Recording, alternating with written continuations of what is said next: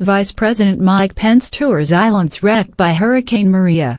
Vice President Mike Pence says there had been steady progress on opening roads and addressing other challenges in hurricane-ravaged Puerto Rico, but acknowledges we have a long way to go. Surveying the twisted metal wreckage in one San Juan neighborhood, Vice President Mike Pence came face-to-face with Puerto Rico's post-hurricane urgency. "If you're going to help us, it's got to be now," a bearded young man told Pence as the vice president walked with Puerto Rico's governor and others along a street hit hard by Hurricane Maria. "We need more people, we need more communications," the man told Pence, adding that he was a little bit angry. Pence, wearing short sleeves and cowboy boots, patted the man on the shoulder and later told reporters, "We understand his frustration when you think of the sheer magnitude of the loss, the impact on families, the loss of life being so grievous." He promised that better days were ahead and the Trump administration would be here for the long haul. Pence's empathy and reassurances in San Juan and the U.S. Virgin Islands on Friday served as a humbler follow-up to President Donald Trump's visit this week to Puerto Rico. Maria has wiped out power across the island and left Puerto Rico's 3.4 million people short of food and supplies. Trump spoke at length in self-congratulatory tones Tuesday about the strength of the federal recovery effort and made light of how costly Puerto Rico's troubles were to the federal budget.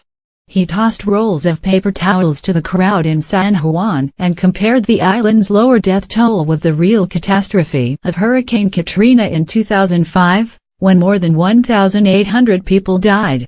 Pence, for his part, said there had been steady progress on opening roads and addressing other challenges, but acknowledged, "We have a long way to go." He told Puerto Ricans he had faith in President Trump's leadership, his determination to stand by Puerto Rico in this challenging time. The vice president joined with religious leaders at the Iglesia Santa Bernardita Church in San Juan, which has fed about 60 to 100 people every day since the storm. Pence carried a tray of sandwiches into the church's reception area and then walked along the long white tables, shaking hands. During a church service, Pence listened as Father Willie Pena spoke of the resiliency of the people, explaining that he tells those who talk about still being in the dark, "We do not have electricity but we do have light." The vice president offered an upbeat message, predicting that one day the congregation would say, "Puerto Rico se levanta, Puerto Rico is rising." He then bowed his head as his wife, Karen, led the church in prayer. They later met with emergency responders. In the U.S. Virgin Islands, Pence visited an Episcopal church in Fredericksted that was battered by the storm, losing sections of its roof. Church leaders vowed to rebuild as sunlight streamed onto the pews from above and water and dirt lined the church's white tile floor. Sitting in the back of the church, Jose Sanchez, a 33-year-old construction worker, said Pence's visit builds morale. "It gives us hope." As for Maria, Sanchez said, "It was a whipping that we received. It is something that people are never going to forget, like Katrina." Pence then boarded a military helicopter to view the damage from the air, looking on as his convoy flew over St. Croix, St. Thomas and St. John, now marked by upended boats lying along the coastline, blue tarps dotting the tops of homes and vegetation ripped to spray.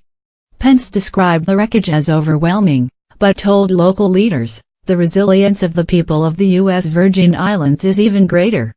Trump had hoped to visit the U.S. Virgin Islands earlier in the week, but the White House said difficult logistics in the aftermath of the storm prevented it from adding it to his trip to Puerto Rico. There were few complaints.